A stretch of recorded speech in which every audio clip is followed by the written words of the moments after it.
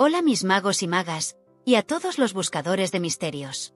Hoy voy a tratar un tema interesante, que en su momento se convirtió en motivo de debate, con férreos defensores y detractores en ambos bandos. Y como suele suceder en estas cuestiones de lo invisible, las certezas escasean, pero las pasiones abundan. Bajo la aparentemente inocente pregunta, ¿los magos son brujos?, se entablaron encendidos debates que no llegaron a conclusión alguna. Tal vez sea porque la pregunta no estaba bien formulada, o porque son seres antagónicos, o tal vez, simplemente, porque no hay una respuesta única.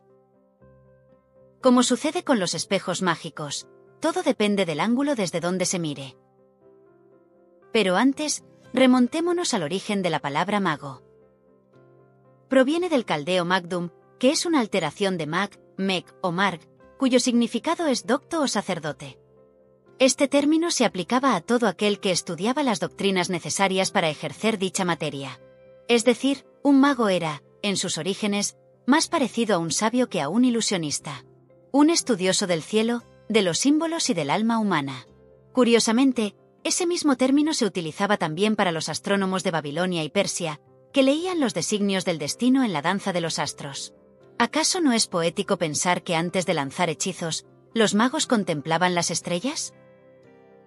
Ahora bien, si miramos en el diccionario la definición de brujo, encontramos lo siguiente. Encantador o hechicero. Hombre que según la superstición popular, tiene poderes mágicos gracias a un pacto con el diablo u otros espíritus malignos. Con las mujeres, esta definición es menos considerada, por no decir cruel. Se describe como mujer fea y vieja, de malas intenciones y mal carácter, que posee un poder sobrenatural o mágico, emanado de un pacto con el diablo. Es interesante, y revelador, notar cómo el imaginario colectivo ha revestido al brujo con una estética sombría, mientras al mago se le reserva una imagen más respetable, incluso honorable. El primero es temido, el segundo, venerado. Antítesis clásica, el mago como guardián del saber, el brujo como transgresor del orden. Aunque en el fondo, ambos caminan por senderos donde lo racional tropieza con lo inexplicable. Sobre los estudios necesarios para ser considerado mago o brujo, existen muchas controversias. De ahí nace la eterna pregunta: ¿se nace o se hace? Lo cierto es que a más de uno le gustaría asistir a una escuela de magia como la descrita por J.K. Rowling. Con sus pociones burbujeantes, retratos que hablan, y profesores que parecen salidos de un sueño lúcido. Pero en su mundo se deja algo bien claro: los magos no se hacen, se nace con ese atributo. ¿Y qué parte hay de verdad en esto? Desde la experiencia personal, y la intuición que uno va cultivando, puedo decir que el mago nace. Es decir, la persona nace con una serie de atributos que, en su mayoría, son heredados. Aunque no todos se heredan, algunos pueden modificarse de generación en generación, o incluso saltarse alguna, hasta que esos atributos, digamos, semillas dormidas, encuentran un hábitat especial donde florecer. A veces, basta con una chispa, un libro olvidado, un encuentro inesperado, una pregunta que no deja dormir. Y en ese instante, lo latente se activa. Como si el alma recordara algo que había olvidado. Repito, hay muchas maneras de interpretar cómo se le otorga la investidura al novicio. Para los más puristas, los conocimientos deben transmitirse exclusivamente de padres o madres a hijos e hijas, con el propósito de no contaminar la sabiduría ancestral.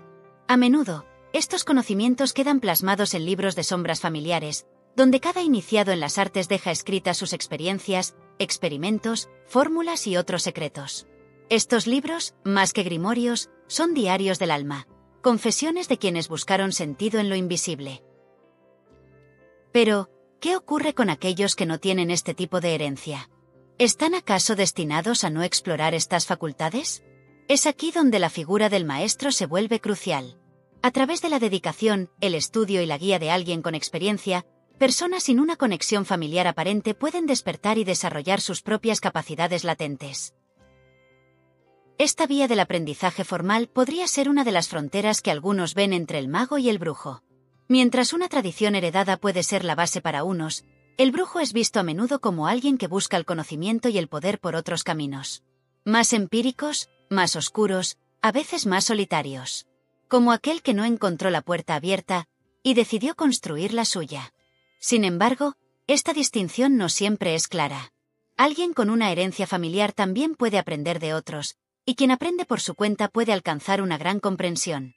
Así que tal vez, la clave no esté tanto en cómo se empieza, sino en cómo se usa ese poder y con qué intención. Como un cuchillo, en manos distintas puede cortar pan o provocar heridas. Ahora bien, entendamos una cosa crucial. El brujo, en muchos sentidos, es un mago que ha tomado un camino diferente, a menudo inclinado hacia lo que podríamos llamar el lado oscuro. Pensemos en figuras tan conocidas como Gandalf o Merlín como ejemplos de magos, y en Saruman o Voldemort como brujos. Todos comenzaron con la capacidad mágica para hacer el bien, pero dirigieron ese poder por senderos opuestos. Y es ahí donde se revela la verdad incómoda. El poder no tiene moral. La moral la aporta quien lo utiliza. En cuanto al conocimiento, aunque la teoría parezca estar al alcance de muchos, eso es falso. Miles de libros prometen secretos y hechizos, pero la realidad es que la verdadera dificultad reside en la práctica.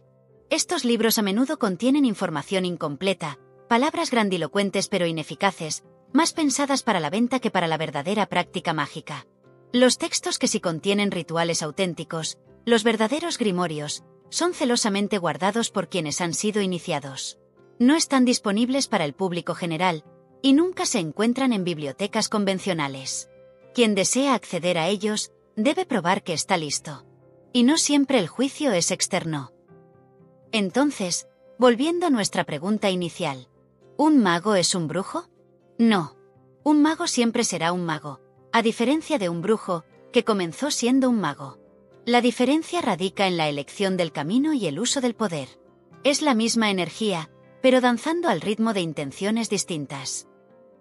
Y así termina otro capítulo en nuestro grimorio de curiosidades. Dale like si te hizo pensar, sueña en grande y suscríbete si aún no formas parte del aquelarre. Comparte si conoces a otro buscador de respuestas o de preguntas. Te deseo días mágicos, noches brillantes y un camino lleno de señales que solo tú sabrás leer. Un beso de mi corazón al tuyo. Hasta pronto.